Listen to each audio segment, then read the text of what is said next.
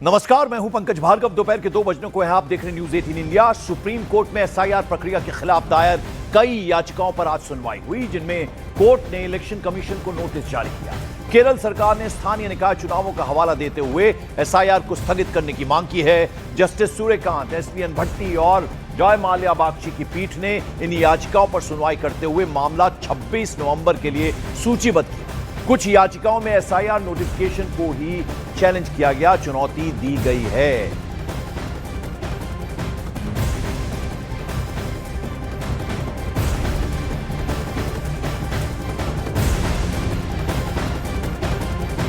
उधर पश्चिम बंगाल में एसआईआर को लेकर सियासत तेज है। बीजेपी नेता शुभेंदु अधिकारी ने चुनाव आयोग के प्रतिनिधियों को ज्ञापन सौंपकर बांग्लादेशी मुस्लिम घुसपैठियों को वोटर लिस्ट से हटाने की मांग कर। उन्होंने यह दावा किया कि पहले जिन 3 डिस्ट्रिक्ट्स में अल्पसंख्यक आबादी थी, अब ऐसे 9 जिले हो गए हैं और यह बदलाव घुसपैठ का नतीजा है। शुभेंदु ने कहा कि हिंदू शरणार्थी यहां रहेगा, लेकिन बांग्लादेशी मुस्लिम घुसपैठियों को हटाया जाना चाहिए। यह साफ साफ शुभेंदु अधिकारी ने कह दिया है।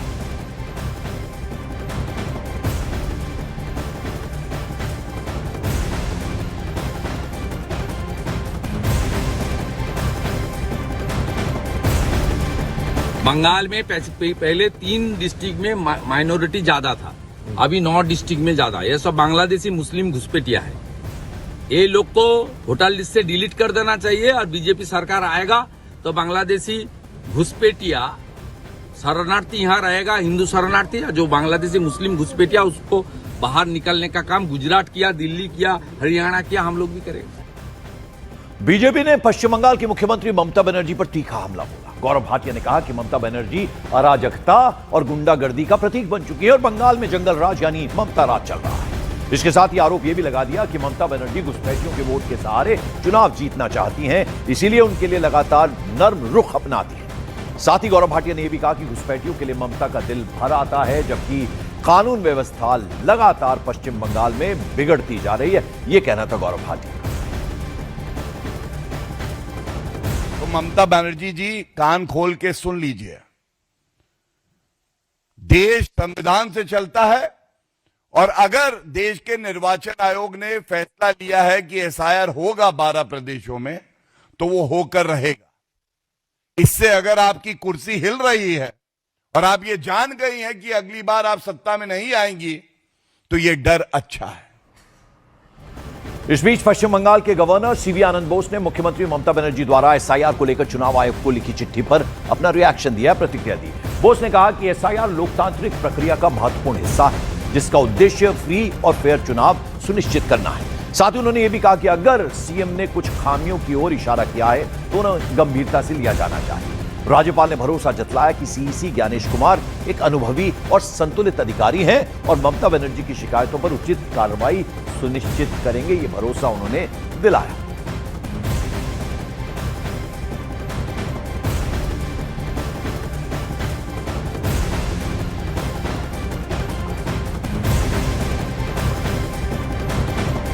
See, SIR, as I see it, is a part of the democratic process to ensure free and fair elections in the country.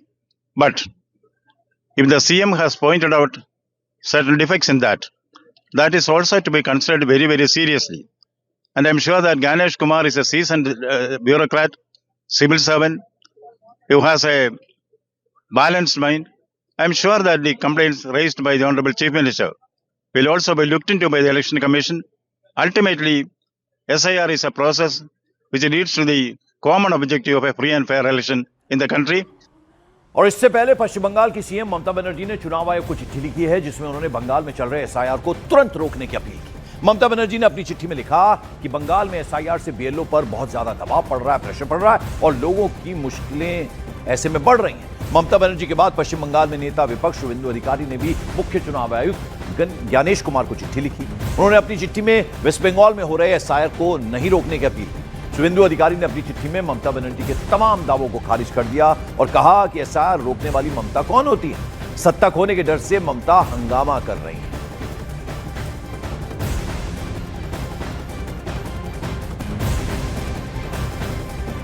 और इस सबके बीच केंद्रीय गृह मंत्री अमित शाह ने एसआईआर को लेकर बड़ा बयान दिया।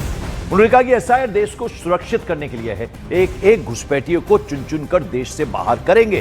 साथ ही साथ अमित शाह ने देशवासियों से चुनाव आयोग का सहयोग करने की अपील भी की है।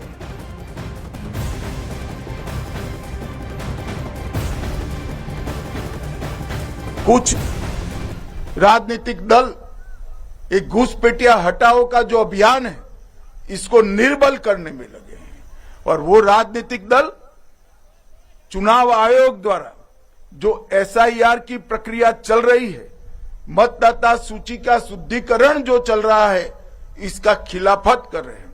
मैं आज इस हीरक जयंती समारोह में बहुत स्पष्ट करना चाहता हूं कि हम इस देश में से एक एक घुसपैठिए को चुन चुन कर बाहर निकालेंगे, ये हमारा प्रण है। कई राज्यों में जारी एसआईआर के बीच सियासी गदर लगातार बढ़ रहा है। एक तरफ विपक्ष ने मुख्य चुनाव आयुक्त ज्ञानेश कुमार के खिलाफ मोर्चा खोल दिया। विपक्षी दलों के नेताओं ने सीईसी के खिलाफ महाभियोग लाने की तैयारी शुरू कर दी है। इसको लेकर विपक्ष ने बाकायदा चर्चा शुरू कर दी है। इसी बीच ममता बनर्जी ने एक बार फिर केंद्र और चुनाव आयोग पर निशाना साधते हुए सीईसी को चिट्ठी लिखी, मांग की कि बंगाल में एसआईआर तत्काल रोक दिया जाए। इस राजनीतिक तकरार के बीच बीजेपी ने ममता पर पलटवार करते हुए आरोप लगा दिया कि वे घुसपैठियों के मुद्दे को ढाल बनाकर राजनीति कर रही है। उधर कांग्रेस दिल्ली में दिसंबर में बड़ी रैली की अब तैयारी भी कर रही है।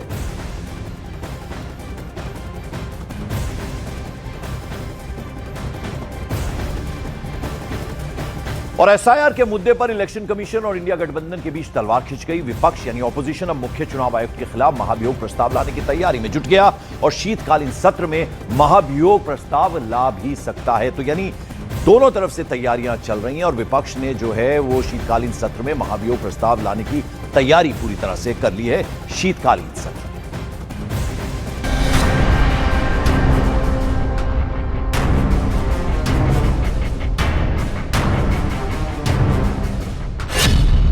एसआईआर पर आर पार के मूड में विपक्ष।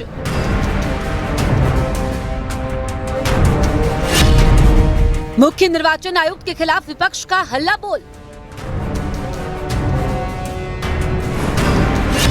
सीईसी के खिलाफ महाभियोग प्रस्ताव की तैयारी। चुनाव आयोग और विपक्ष के बीच खींचतान अब तेज हो चुकी है। एसआईआर यानी विशेष गहन पुनरीक्षण और कथित वोट चोरी को लेकर राहुल गांधी कई हफ्तों से केंद्र और चुनाव आयोग पर वार कर रहे हैं। बिहार चुनाव में हार के बाद कांग्रेस ने इस मुद्दे को बड़ा आंदोलन बनाने की तैयारी कर ली है।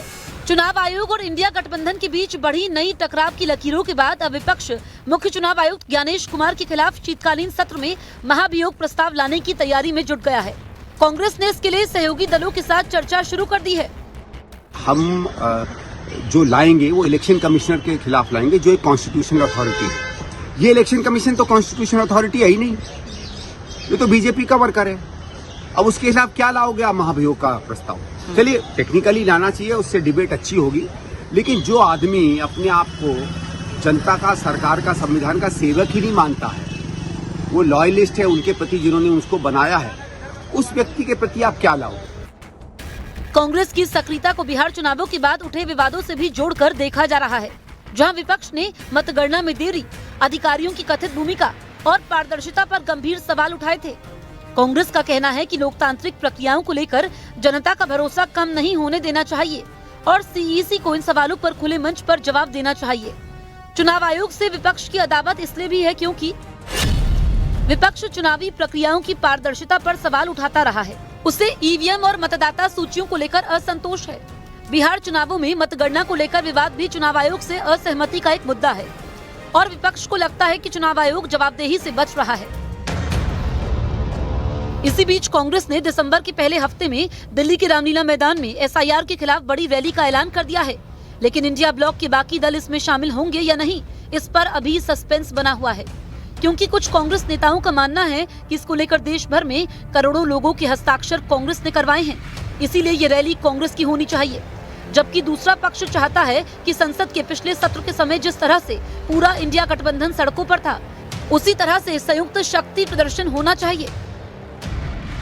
बिहार चुनाव में हार के बाद कांग्रेस पार्टी इस मुद्दे पर इंडिया ब्लॉक के साथ मिलकर संयुक्त रणनीति बनाने में लगी है।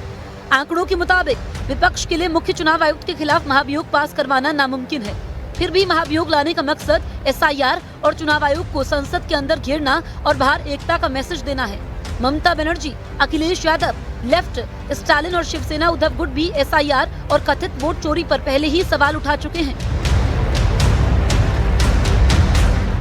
उधर राजस्थान के टोंक डिस्ट्रिक्ट में SIR प्रक्रिया के दौरान अनोखा मामला सामने आ गया। यहां किसान से SIR का फॉर्म भरवाने के लिए BLO को उसके बदले मिट्टी खोदनी पड़ गई।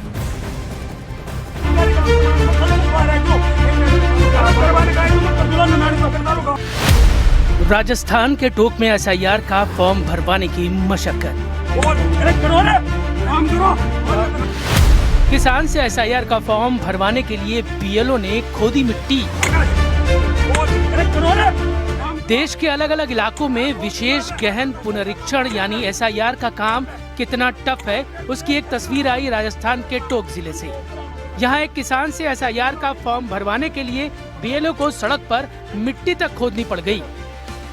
यार बहन तो परेशान मत कर, मैं घाटो परेशान हो गया भाई, 10 बार चल गया मैं उधर घर तन खूब येरो लाद रो बोले इन काम में क्या एक रेट BLO का हम देला गए। वायरल हो रहा है ये वीडियो टोंक के पीपलू तहसील के ककराज खुर्द गांव का है, जहां एक किसान अपने काम में लगा था और वो फॉर्म भरने को तैयार नहीं था। किसान का कहना था कि उसे काम से मतलब है, दूसरे काम में रोजी रोटी नहीं चलने वाली है। इसके बाद BLO ने फॉर्म भरने के बदले किसान की जगह खुद मिट्टी की खुदाई करनी शुरू कर दी। यार बहन परेशान मत कर, मैं घाटो परेशान हो गया भाई, 10 बार चल गया मैं उधर घर तन खूब येरो लाद रो बोले इन काम में क्या एक रेट BLO का हम देला गए यार। खावा की बात को सरकारी काम से मैं 10 बार आ गयो करवाने का है जो मैं कर दूला नानी पकड़ता रो काम पकड़ो जी BLO साहब को करो मैं खोद रही हूं यार। ठीक है बात बताओ यार, आप तो पकड़ BLO साहब देखो जी काम में खोद रही हूं, पकड़ो यार ले यार तुम यार मैं तो काम करता हूं ना, मैं काम कर दे मैं परेशान कर लिया यार, ले पकड़ बोल अरे करो रे काम करो। BLO Ratanlal Jat physical education teacher हैं। वो टोंक के 2 गांवों में करीब 900 वोटर्स में से 800 फॉर्म भरवा चुके हैं। 6 अक्टूबर को उन्हें SIR के फॉर्म भरने की जिम्मेदारी दी गई थी, जिसे पूरा करने के लिए रतनलाल जाट कड़ी मेहनत करते दिखे। BLO रतनलाल के मुताबिक SIR का काम बहुत ज्यादा टफ नहीं है, थोड़ा समय एक्स्ट्रा देना पड़ेगा, घर घर जाना पड़ेगा, लोगों को समझाना पड़ेगा। करो महसूस हुआ कि BLO तो बहुत टॉप का पद है, तो उन्होंने बोला कि BLO खावान दो, तो मुझे पता है मैं क्या है, मैं किसानी करता हूँ, जब भी मुझे टाइम मिलता है मैं खेतों में ट्रैक्टर चलाता हूँ, मेरे पास स्पेशल एडिशन बहुत ही बड़ा ट्रैक्टर है, स्टंट सारा कुछ करता हूँ। तो वैसे है कि इसको ऐसा लग रहा है, इस भाई को जो भी किसान खेत पे थे उसको ऐसे लग रहा था कि इससे कौन सी गेती भाईगा ये, मैं वो जो कोई नाली पता नहीं कुछ भी कर रहे थे, मैंने उस टाइम उसकी गेती पकड़ी और वो नाली खोदने लग गया। अरे तो ये तो नॉर्मल काम है, हम भी किसानों के बेटे हैं, टीचर है। राजस्थान में SIR प्रक्रिया के दौरान BLO पर अधिक काम का बोझ होने की शिकायतें लगातार बढ़ रही हैं। कुछ दिनों पहले जयपुर में एक BLO ने मानसिक तनाव के चलते ट्रेन के आगे कूदकर आत्महत्या कर ली थी। वहीं सवाई माधोपुर के एक BLO की हार्ट अटैक से मौत हो गई। लेकिन इस बीच BLO रतनलाल जाट का SIR का फॉर्म भरवाने की अनोखी पहल से राज्य के अन्य BLO को प्रेरणा मिलेगी।